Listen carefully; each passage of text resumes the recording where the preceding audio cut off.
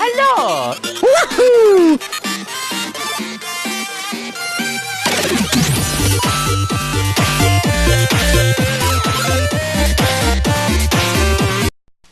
Welcome to my WWE Super Showdown 2019 recap and reactions, and that main event, gotta say it, Undertaker and Goldberg took the main event, and I was gonna originally talk about this since it's the last match of the show, but I kind of wish they faced each other a long time ago because that match wasn't that long, just like I expected. But I'm going to get right into it, all the matches that were scheduled. And I didn't do a predictions for this because from when I was looking at the match card, I just wasn't really into it. So I thought I'd wait till today, Friday, for Super Showdown to see what matches is going to, because we didn't even really have all the different matches like they threw in here. That I don't even think belonged in the show. Like the Lucha Party and Lars, Sullivan. But let's get it started. It was only one kickoff match. The Usos and the Revival facing each other. That was the one kickoff match that started. The Usos ended up winning. Not surprised that they ended up winning because I already knew they were. So I guess what they're going to do now from this match is now they're going to I guess they're going to have an opportunity for the tag team titles against Zack Ryder and Kurt Hawkins, who haven't really been defending the championships, and they had Kurt Hawkins take all like hundreds of losses, hundreds and hundreds and hundreds of losses, and now they're just holding the titles. So why are they not defending their titles? They weren't even defending their tag team titles in this show. And also, speaking of tag team titles, the SmackDown Live Tag Team Championships or the SmackDown Tag Team Championships with Daniel Bryan and I was gonna say Luke Harper, Eric Rowan wasn't defended tonight. So there was no really any tag team titles defenses at all. And then the Iconics as well. But this is Super Showdown. I guess it was there were no women's division matches from what I noticed here. But I guess they're gonna do it at Stomping Grounds. Almost butchered the newest pay-per-view, Stomping Grounds. But let's get to the next match. But this was the main show. Seth Rollins. I was really surprised that they kicked off the match with the Universal Championship. So we had our little nightmare with Brock Lesnar lurking because we knew he was going to probably try to cash in just like he planned to from this past Monday Night Raw on the TV show. So Seth Rollins taking on Baron Corbin for the Universal Championship. Seth Rollins ended up retaining, finding a way to retain, and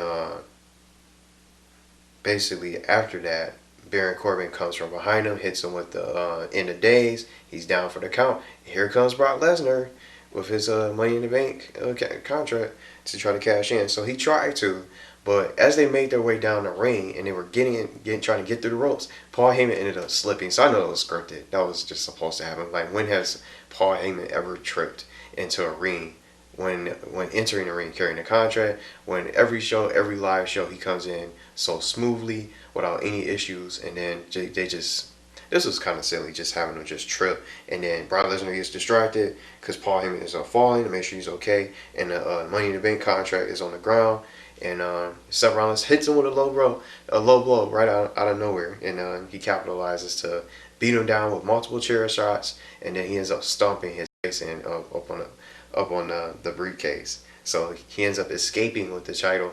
So Brock Lesnar never ended up cashing in because the bell never rang due to the distraction of Paul Heyman, which was really what saved the day. Because we could basically say, I'll just say it, Paul Heyman saved the pay-per-view. Because if Brock Lesnar became champion, he would have destroyed the whole event. But you can't get away from that. You can't really get away from it because at this point, we already know he's going to cash in. We already know he's going to eventually he's going to eventually take advantage, and the belt's going to be right back around Brock Lesnar's waist. It's going to be hostage all over again. We'll be back in the same nightmare. But unless they have him lose, I don't think they will. And then I still just think about it. I still can't believe that they have him just win the Money in the Bank match. He didn't even compete in the match, so they just have him come out going towards the end, capitalize, and take the contract. I would rather have anybody else, any other well-deserving superstar to take that contract instead of Brock Lesnar. But if he does end up winning this title, before I even get ready to talk, just go through all these other matches I can really speak through. At least have him defend the title. That's all I want. If he ends up winning the championship and just cashing in on Rollins or whoever it is, whoever is the championship, if Baron Corbin is a winner, whoever is ends up being the Universal Championship, the current Universal Champion, I just hope they have him defend his title. But let's get to the next match, which I really was surprised. I really liked that they did the Demon Finn Balor. It wasn't just the original Finn Balor, the current Intercontinental Champion who retained against Andrade. This was a pretty good match, but it seemed like the crowd wasn't really into it. As much as I like both, Andrade is really good, and I think he's going to be a potential champion, maybe, if they let him win and they use him well. But Finn Balor, I already knew he was going to win since he was already the Demon Finn Balor. When has the Demon ever lost a match? So he goes undefeated again. And I noticed they changed his paint up too. Well, after the match, his paint was coming off. The next match after that, after the Intercontinental Championship, Roman Reigns versus Shane McMahon, or the best in the world. I don't like how they're doing that, but CM Punk is the best in the world. All right, Roman Reigns. Roman Reigns surprisingly lost. I thought he was going to finally get his vengeance because they were already beating him down every week after week after week, with Shane McMahon getting his minions and other superstars and just getting involved. Elias, and then Drew McIntyre was also by his side, who was really the difference maker. I knew he was going to be there. I didn't know he was going to be at ringside, but I knew he was going to probably interfere in the match, which is the reason why Shane McMahon ended up winning anyway, because the referee got hit in the process when they both exchanged punches, and the referee was hurt and injured and couldn't see Drew McIntyre just fly in with a crazy Claymore onto Roman Reigns. I knew it was over after that, especially when he just kept getting involved. So that's Shane McMahon ended up. I would say he escaped with a win too, because of Drew McIntyre. But with Drew McIntyre, I don't like how they're doing, how they're using him, because he could be in title opportunities. He could be his own individual superstar. But now they just have him his own talent. Now he's just walking around with, hanging out with Shane McMahon, and they're just doing whatever they want with him. But I don't think he deserves that. I think he should have been a Royal Rumble winner, a potential Royal Rumble winner from this past year. He could have been.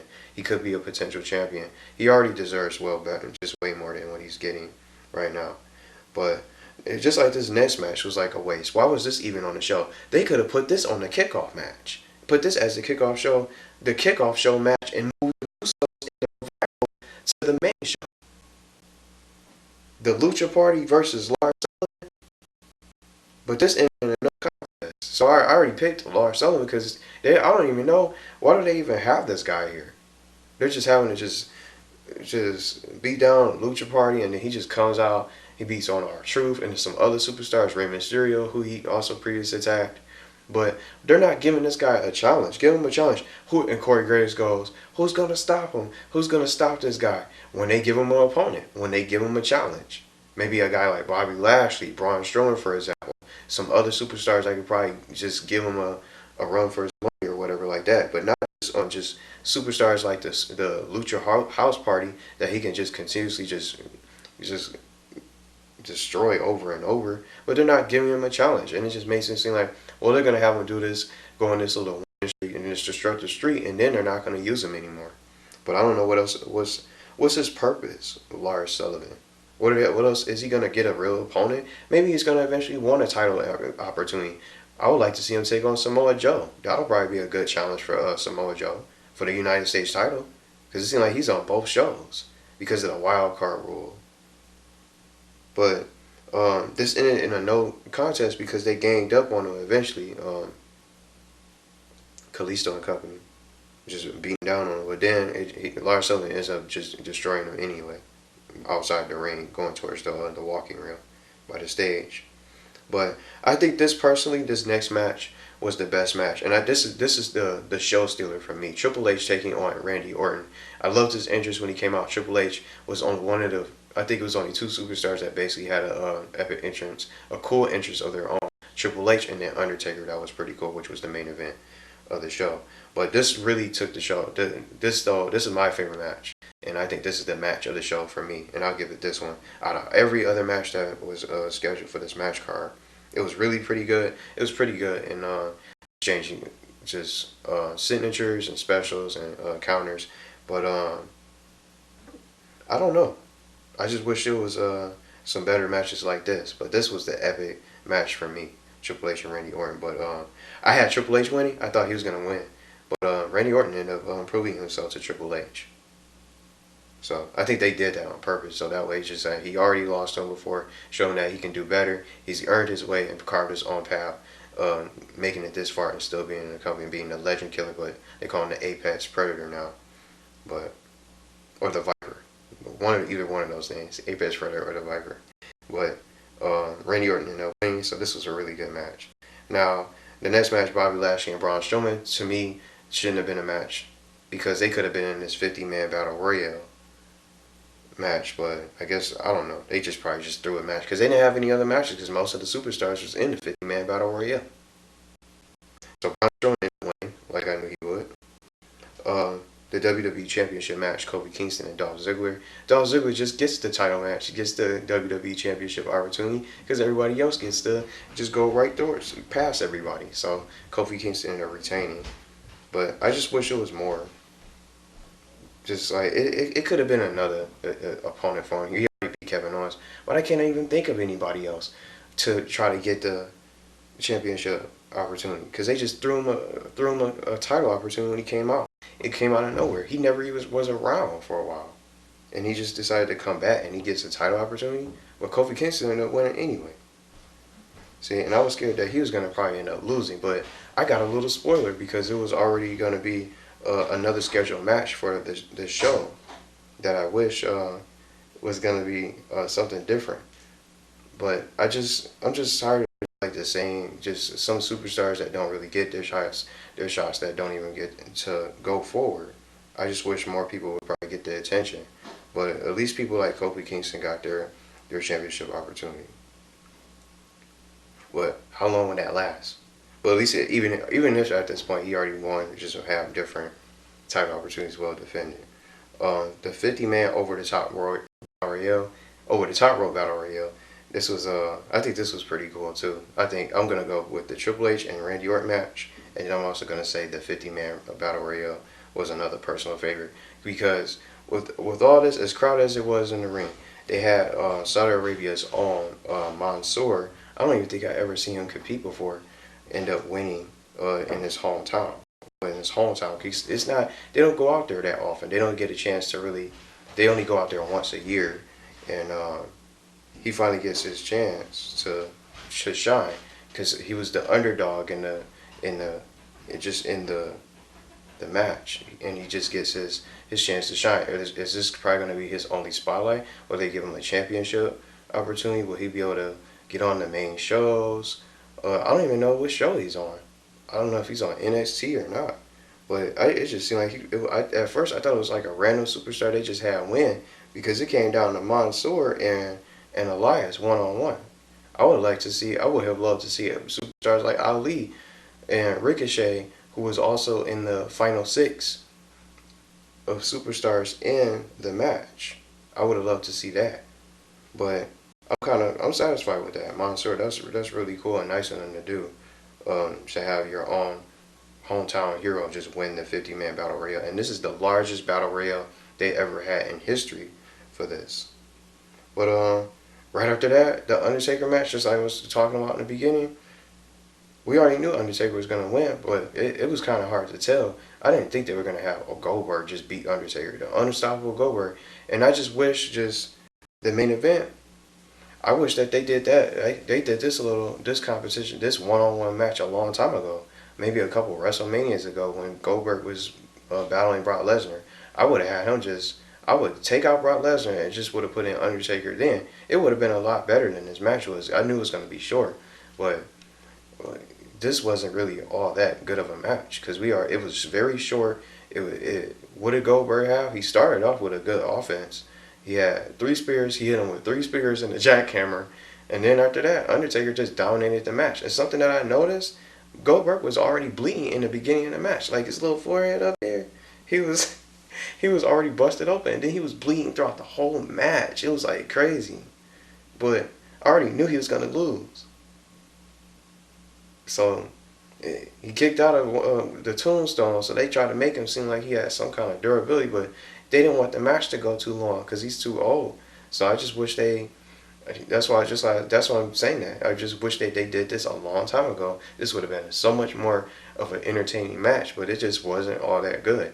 Undertaker came out with a dope entrance, but that was the only highlight. The entrance for Undertaker coming out there, but they just threw this out there just for the Super Showdown. It was part of it. They try to make it into a Super Showdown, but this was not a Super Showdown. For what I got from all these matches, I'm giving the match of the night, Triple H and Randy Orton. And then I'm going to just go with that. The 50-man Battle Royale, that was pretty cool and entertaining. But the other matches, the championship match wasn't all that good. Superstars like AJ are injured. They didn't have a match. He didn't have a match, of course. And then I'm seeing other superstars. Most of the competitors on both shows were in the 50-man Battle Royale. So they just threw them all in there. It was superstars from, I guess, 205 Live, a couple NXT superstars, and who have who crossed over to the main show. Aleister Black wasn't even in there, so I don't know when he's gonna probably end up competing, since they just had him do backstage promos over and over. They could have threw Bray Wyatt up in there. That would have been a nice little surprise that they could have did for this battle royale and have him win. I don't even know if they're gonna ever have Bray Wyatt compete. I'm just talking now, cause the event's over. I'm just thinking about the shows. What are they going to do with some of these superstars? Shinsuke, I see going to AEW. And I said it. Sorry to say it, but AEW, they're going to have to do way better than this. Triple H got to start making some moves. I don't know.